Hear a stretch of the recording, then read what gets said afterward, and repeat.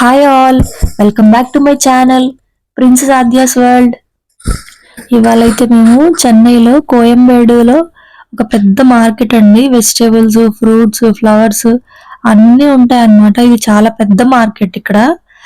మేమైతే ఇప్పటికి ఒక 3-4 టైమ్స్ వచ్చామండి.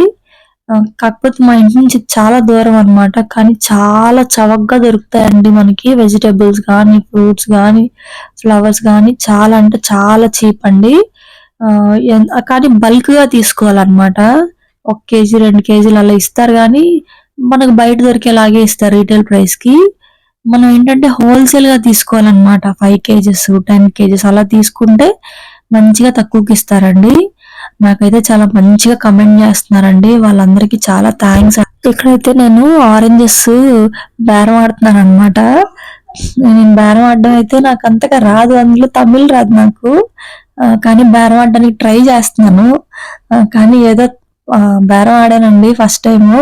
పర్వాలేదు, ఇచ్చాడు చవకగానే. 40 రూపీస్‌కి ఇచ్చాడండి కేజీ. 50 చెప్పాడు, 40కి ఇచ్చాడు. ఇక్కడ ఈవిడ దగ్గర సపోటా తీసుకుంటున్నాను. ఈవిడ కూడా కొంచెం పర్లేదు, బాగానే ఇచ్చారు. ఇక్కడైతే ఫంక్షన్స్‌కి ప్లేటింగ్స్ ఆల్రెడీ అక్కడే వాళ్ళే చేసి పెట్టేశారు. నాకు చాలా బాగా అనిపించింది. కానీ వెల్లుల్లిపాయలు చాలా రేట్లు ఎక్కువ ఉన్నాయండి. నేనైతే ఇంకా అలా అన్ని తీసుకుంటున్నాను.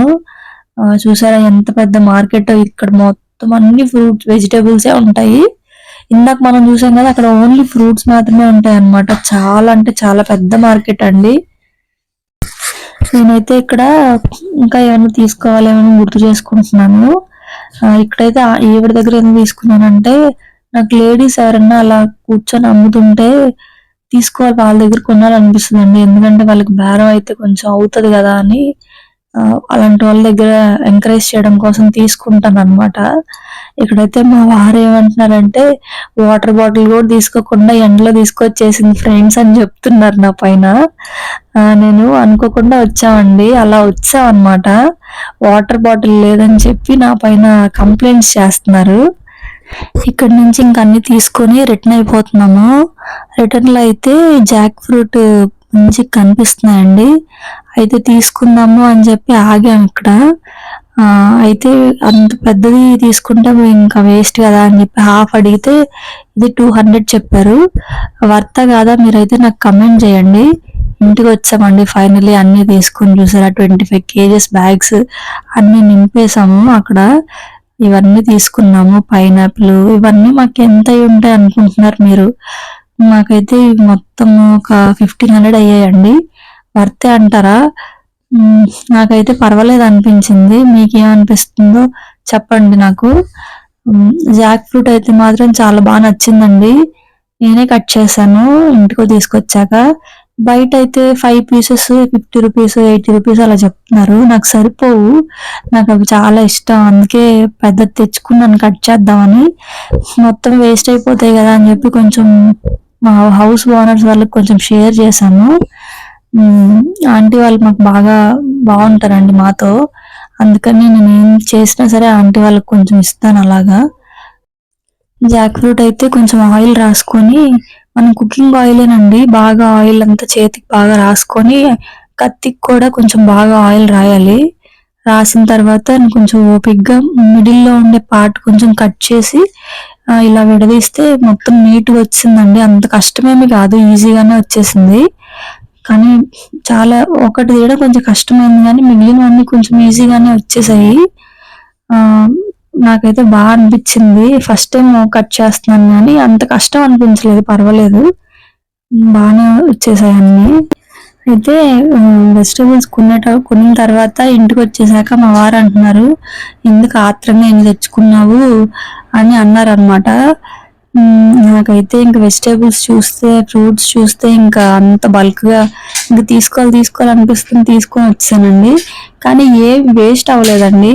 అన్నీ సేల్ చేశాను మొత్తానికి. అన్ని వండాను, అన్ని ఒక్కటి కూడా పాడు చేయలేదు. అందుకనే చెప్పాను తమ్నెయిల్లో, పొదుపు చేయడంలో ఆడవాళ్ళ తర్వాత అని ఎందుకు పెట్టానంటే, ఒక్కటి కూడా వేస్ట్ చేయకుండా వాడడంలో లేడీస్ అంత బాగా ఎవరు వాడలేరు అని నా ఫీలింగ్ అండి. మీరేమంటారు?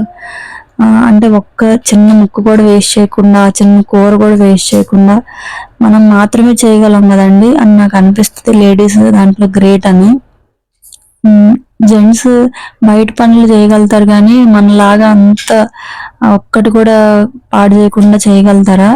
ఈ విషయంలో మాత్రం లేడీస్ తర్వాత ఎవరైనా అని నా ఫీలింగ్ అండి. మీరేమంటారు? ఇలాగా ఒలుస్తున్నప్పుడు నాకు అనిపిస్తుంది, ఇంట్లో ఇప్పుడు అందరం ఐసోలేటెడ్గా అయిపోయాం కదా, ఎవరికి వాళ్ళ ఇంట్లో. ఇది వరకు అయితే ఇలాగా ఒలిచేయాలంటే పెద్దవాళ్ళు ఉండేవాళ్ళండి ఇంట్లో, మనకి నానమ్మలు అమ్మమ్మలు అలా ఉండేవాళ్ళు. మా నానమ్మ అయితే మాకు ఏదన్నా ఇలా ఒలవాల్సినవి ఉంటే ఓపిగ్గా అన్ని ఆకుకూరలు అలాంటివి ఒలిచేసి పెట్టేవాళ్ళు. ఇప్పుడు అందరికీ ఎవరికి వాళ్ళు చిన్న చిన్న ఫ్యామిలీస్ అయిపోవడం వల్ల అన్ని పనులు మనమే చేసుకోవాల్సి వస్తుందండి. మేమైతే మా నాన్నమ్మ మాతో ఇంట్లో అంటే అందరితో కలిపి అక్కడే ఉండేవాళ్ళు. ఇలాంటివి ఏదైనా ఒలవడాలు అలాంటివి ఏమైనా ఉంటే పెద్దవాళ్ళకి ఇచ్చేవాళ్ళు, లేదా లేడీస్ నలుగురు కలిసి ఓపిగ్గా ఒలుచుకునే వాళ్ళు మాట్లాడుకుంటూ. అస్సలు కష్టం లేకుండా పనులు అయిపోయేవి. అసలు ఆ రోజులైతే మళ్ళీ రావులేండి. ఇక్కడైతే ఇలాగా అన్ని మీతో మాట్లాడుతూ అన్ని ఇలా సర్దానండి. చూసారా, అన్ని నీట్గా దేనికది బాక్సుల్లో సర్దేశాను. ఒకసారి నేను ఎలా సర్దానో చూడండి.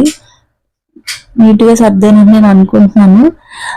నేను ఎప్పుడు తెచ్చినా మోస్ట్లీ బాక్సెస్లో పెట్టేసి ఇలా సర్దుకుంటానండి. ఎందుకంటే మనకి ఒక 10 days ఉండాలంటే పాడవకుండా ఇలా పెడితేనే పాడవకుండా ఉంటాయి కదండి.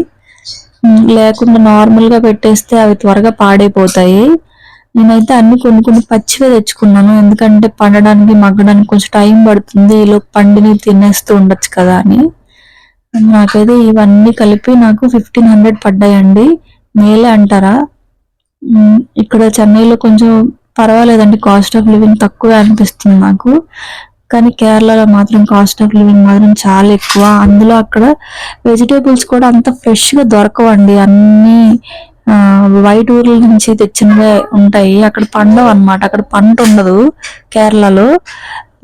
తమిళనాడులో పంట చాలా బాగుంది. అన్ని వెజిటేబుల్స్ కానీ ఫ్రూట్స్ కానీ ఇక్కడే పండుతాయంట. మంచిగా అన్ని దొరుకుతున్నాయి ఇక్కడైతే. దొరకనివంటూ ఏమీ లేవు, అన్ని లీఫ్ వెజిటేబుల్స్ ఆకుకూరలు అన్ని దొరుకుతున్నాయి మాకు ఇక్కడ.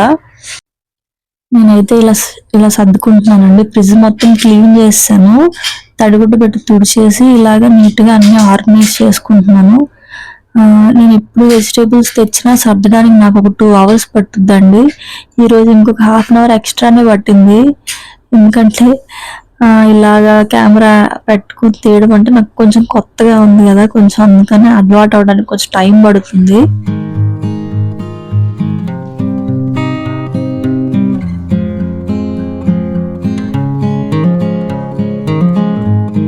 ఇక్కడైతే మిల్లెట్ దోశ చేస్తున్నాను అనమాట. లాస్ట్ వీడియోలో మిల్లెట్స్ అన్ని నానబెట్టాను కదా, అవి ఈరోజు దోశ ఎలా వేయాలో చూపిస్తాను.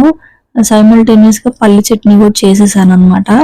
క్యారెట్ టమాటా తొక్క తీసేసి జీలకర్ర అల్లం పచ్చిమిర్చి వేసి మిక్సీ చేసుకున్నానండి.